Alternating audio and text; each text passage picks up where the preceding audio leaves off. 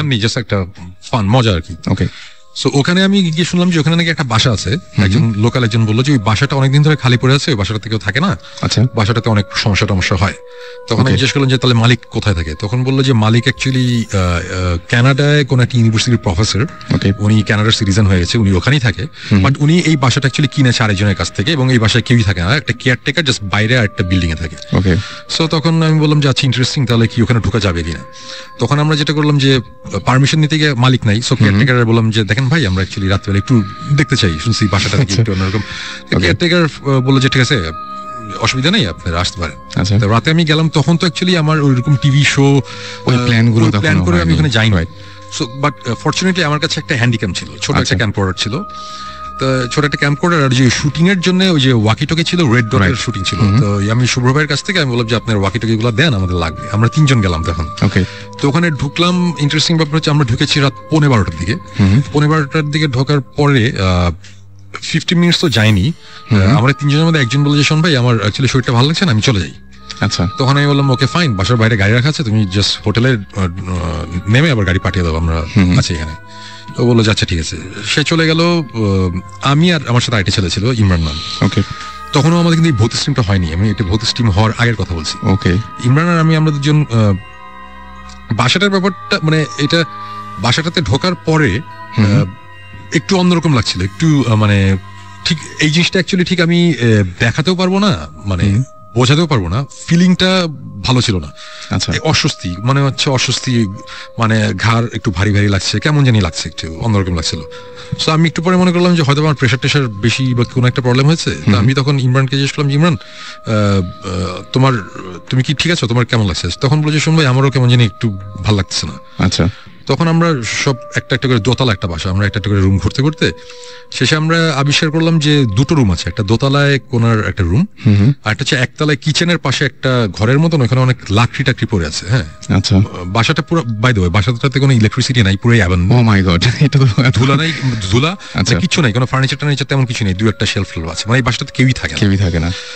এবং সবচেয়ে ইন্টারেস্টিং ব্যাপার যেটা আমাকে স্ট্রাইক করেছিল যে জিনিসটা, সেটা হচ্ছে যে বাসাটাতে ঢোকার সময় কেয়ারটেকার যখন বাইরে একটা তালা ঝোলানো ছিল, তালাটা খুলে দিয়ে কেয়ারটেকার দরজাটা খুলে বললো যে আপনারা যান। তখন আমি বললাম আপনি যাবেন না? বলল না।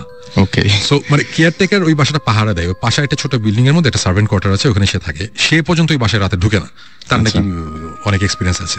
সো তখন থেকে আমাদের মধ্যে একটা ইয়ে ছিল যে ব্যাপারটা কি একটু দেখি। সো আলটিমেটলি আমরা সব কয়টা রুম ঘুরতে ঘুরতে 2টো রুমে গিয়ে না বেশ অন্যরকম, মানে এটা ঠিক আমরা ঠিক বোঝাতে পারবো না, মানে গুজ বাম্প হচ্ছে খামাখাই, মানে কেমন জানি লাগছে। সো তখন আমি ইমরানকে বললাম, ইমরান এই 2টা রুম তো কেমন জানি লাগছে, একটা কাজ করি, তুমি একতলায় ওই রুমটাতে থাকো, আমি দোতলায় রুমটাতে থাকি। তো আমরা 2জন আলাদা হয়ে গেলাম, স্প্লিট আপ। সো সে নিচে, আমরা উপরে, আমি উপরে ওয়াকিটকিতে কথা বলছি, হঠাৎ করে মনে হলো যে খুব উইয়ার্ড একটা নয়েজ পেলাম কোন একটা জায়গা থেকে, মানে এটা হচ্ছে অনেকটা বিড়াল কাঁদে না মানুষদের মতন করে, বাচ্চাদের মতন করে, ওটা ঠিক বিড়ালের কান্নার আওয়াজ ঠিক না, আওয়াজটা হচ্ছে ফর এন এক্সাম্পল, মানে আমি যদি এইভাবে বলি যে একটা বিড়াল কাঁদতে চাচ্ছে, কিন্তু কেউ যদি বিড়ালের গলাটা চাপে ধরে রাখে, মানে তার আওয়াজটা আসতে চলে যাচ্ছে, মানে আটকে যাচ্ছে আর কি। জিনিসটা খুব উইয়ার্ড লেগেছে, এবং এই আওয়াজটা একতলায় ইমরান ছিল, সেও শুনেছে, আমি দোতলাতেও শুনেছি, একই আওয়াজ, একই রকম, এবং কিন্তু আওয়াজটা কিন্তু খুব ফেইন্ট একটা আওয়াজ। ইমরান উপরে আসতে বলে যে শুনবে আপনি কিছু শুনছেন? আমি বললাম যে হ্যাঁ আমি শুনছি। তো আমরা আশেপাশে রুম টুম ঘুরতে ঘুরতে হঠাৎ বললাম যে আবার আওয়াজটা পেলাম, তখন বুঝলাম আওয়াজটা ছাদ থেকে আসছে। আমরা দৌড়ে 2জন ছাদে গেলাম, ছাদে গিয়ে দেখলাম যে ছাদে কিছু নাই, নিচে ধূপ টাইপের একটা আওয়াজ হয়েছে। আমরা আবার নিচে আসলাম, নিচে এসে দেখলাম নিচে কিছু নাই। তারপরে আমি দোতলায় যে রুমটাতে ছিলাম, ওই রুমে একটা ক্লোজেট ছিল, দেয়ালের মধ্যে একটা আলমারি টাইপের দেয়ালের সাথে লাগানো ছিল। তো ওটা আমরা অনেক টেনে খোলার চেষ্টা করছিলাম, ওটা পারছিলাম না। ইন্টারেস্টিং ব্যাপার হচ্ছে আমরা যখন উপরে ছাদে গেলাম, ছাদ থেকে যখন নিচে আসলাম, এসে দেখলাম যে ওই দোতলার ওই রুমটার একটা পাল্লা অলরেডি ওপেন, খোলা। সো তখন আমার এক্সপ্লেনেশনটা হচ্ছে আমরা অনেক টানাটানি করেছি, বাসাটা অনেক পুরানো, ওটা তখন লুজ হয়ে গেছে, আমরা যখন উপরে গেছি তখন জিনিসটা খুলেছে। সো এটার সাথে ভৌতিক কিছু নাই। সো ব্যাপারটা এরকম। আচ্ছা, বাট এতটুকু আমি বলবো যে আমরা যতক্ষণ এই বাসার মধ্যে ছিলাম, আমাদের একটা সময় এসে বুঝলাম যে আমাদের মানে মাথাটা অনেক ভারী হয়ে যাচ্ছে, মানে এই জিনিসটা কখনই আমি বোঝাতে পারবো না যে ফিলিংটা কি, মানে অনেকটা জ্বর আসলে যেরকম লাগে ওইরকম, একটু ওরকম লাগছিল। তারপরে একটা সময় আমরা ওখানে থাকতে থাকতে একটা সময় যেটা হলো যে আমি ওয়াকিটকিতে নিচে একতলায় তখন ইমরান, দোতলায় আমি, আমরা আলাদা হয়ে গেছি। ওয়াকিটকিতে ওকে বলছি আচ্ছা তুমি তো কিচেনের পাশে, দেখো মানে পুরো ঘটনাটা ছিল এরকম যে তুমি তো কিচেনের পাশে, অনেক খিদা লাগছে, দেখো তো ফ্রাইড চিকেন টিকেন পাওয়া গিয়ে ফাইলিং করছি, জাস্ট মানে হালকা করার জন্য সিচুয়েশন, কজ একটু কেমন জানি লাগছিল। আমার কথাটা তখন শেষ হয় নাই, ঠিক আমার পায়ের পিছনে, এক হাত পিছনের দিকে হবে, মানে ফ্লোরের মধ্যে মনে হলো যে খুব জোরে, মানে ভয়ঙ্কর জোরে একটা আওয়াজ, মানে কেউ একটা কিছু দিয়ে ফ্লোরের মধ্যে খুব জোরে বাড়ি দিল। আচ্ছা, ঠাস করে একটা আওয়াজ, এবং আমি ডেফিনেটলি আমি ভয় পেয়েছি। আমি সাথে সাথে ঘুরেছি যে কি, এটা একটা অ্যাবান্ডেন্ট একটা বাসা, দোতলা একটা রুমের মধ্যে আমি আছি এবং এই রুমে কিচ্ছু নাই, কোনো একটা ফার্নিচার নাই, হঠাৎ করে কিসের আওয়াজ? আমি ঘুরেছি, ঘুরে আমি কিছু দেখিনি। আওয়াজটা এতই জোরে হয়েছিল, মানে বেশ জোরে। ইমরানও দৌড়ে উপরে চলে এসেছিল, যে মানে সেও ভয় পেয়েছে যে উপরে কি হচ্ছে, এবং তখন আমরা বেশ ভয় পেলাম। তখন তারপর থেকে ওই আওয়াজটার পরে নেক্সট 30 মিনিটসের মতন যাবতীয় জিনিসপত্র আমরা এক্সপিরিয়েন্স করেছি, যাবতীয় জিনিসপত্র। মানে আমি ঠিক এটা, আমি কিন্তু বলছি না যে আমরা ভূত দেখেছি, আমি বলবো না যে সাদা শাড়ি পরে একজন এসে সামনাসামনি দেখা গেছে, এরকম কিছু না, নাথিং লাইক দ্যাট। বাট আমরা যেসব জিনিসপত্র এক্সপিরিয়েন্স করেছি, এটা মানে আমি এখন বলছি না, এগুলো জিনিসপত্র সবই ডেফিনেটলি ভৌতিস্টের যখন টিভি শোটা আসবে ওখানে আসবে, বাট এরকম কিছু জিনিসপত্র আমরা এখানে দেখেছি যেটা কোন অবস্থাতেই বাংলাদেশের একটা মফস্বল টাউনের একটা বাসার মধ্যে, যে বাসাটা 70-80 বছর আগে বানানো হয়েছে, সেই বাসায়, ওই বাসার কনস্ট্রাকশন, মানে বাসাটা বানানো যে হয়েছে, সে আমি একটা সাইন দেখেছি একটা ফ্লোরের মধ্যে খোদাই করা মোজাইকের মধ্যে, এগুলো জিনিস থাকার কথা না। এগুলো খুব আমি জাস্ট এতটুকু ভেঙে বলি যে সাউথ আমেরিকান ডেভিল ওয়ার্শিপ করতে গেলে যেসব জিনিসপত্র লাগে, ও মাই গড, যে টাইপের জিনিসপত্র লাগে, আমি এই টাইপের কিছু জিনিসপত্র আমরা এখানে দেখেছি। আচ্ছা, আছে ওই বাসায়, মানে একটা রুম আছে, রুমটার যে শেপ, ফ্লোরের মধ্যে যে ডিজাইন, দিস ইজ অ্যাবসার্ড। এটা হতেই পারে না যে বাংলাদেশে কোনো মফস্বল শহরের একটা বাসার মধ্যে আমরা এই সব জিনিসপত্র আছে, আমাদের কাছে আছে, আমাদের ভিডিও ফুটেজ আছে, আমরা যে আওয়াজ শুনেছি আওয়াজেরও অডিও ফাইল আমাদের কাছে আছে। এই টাইপের অবস্থায় আমরা চলে এসেছি, আমরা রাত 3:15টার দিকে আমরা বের হয়ে এসেছি, আমরা থাকতেই পারিনি, বিকজ প্রচন্ড রকম একটা কেমন বাজে ফিলিং হচ্ছে। আমি এমনি কয়েকটা জায়গায় পেয়েছি এরকম যে একটা মানে ভূত অনেকেই দেখে না বা সামনাসামনি এরকম কোনো কিছু ঘটে না, কিন্তু প্রথম লক্ষণ হচ্ছে নাকি যে মানে যেটা যে অসুস্থ হয়ে যাবে, মানে কোন একটা মানে ফিজিক্যাল কোন একটা চেঞ্জ আসবে। এটা আমি অনেক জায়গায় অনেকভাবে শুনেছি, এবং আমি জাস্ট এই ঘটনাটা শেষ করি এভাবে। ঘটনাটা যাই হোক নাই হোক, আমরা 3:15টার সময় বের হয়ে চলে এসেছিলাম।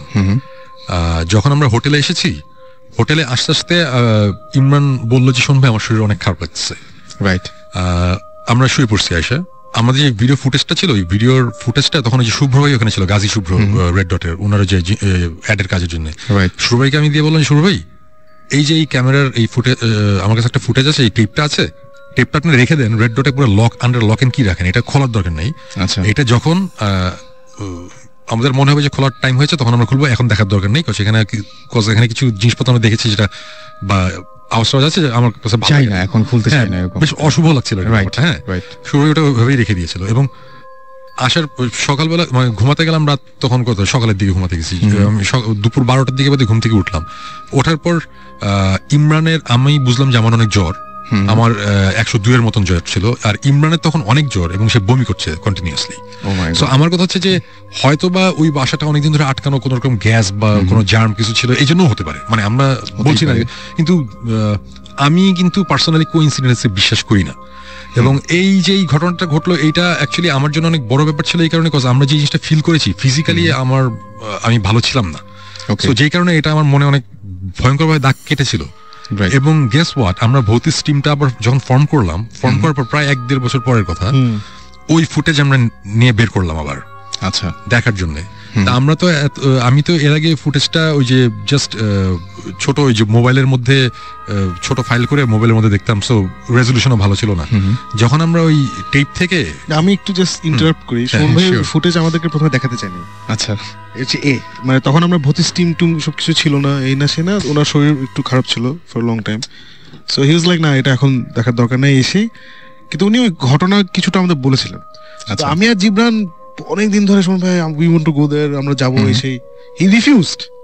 তখন ভৌতিকের ব্যাপার ছিল না, বাট হি ইজ লাইক না, ওখানে আমি আবার যাবো একবার, কারণ আমার ওখানে গিয়ে দেখতে হবে যে ওখানে আসলে কি হচ্ছে, কিন্তু আমি ওখানে কাউকে নিয়ে যাবো না। ওকে, এই করতে করতে করতে ফাইনালি আমরা বলতে বলতে বলতে বলতে দেন উনি ফুটেজটা বের করলো আর কি। এটা বেশ অনেকদিন পর, 1-1.5 বছর পরে, 1 বছর, 1 বছর পর।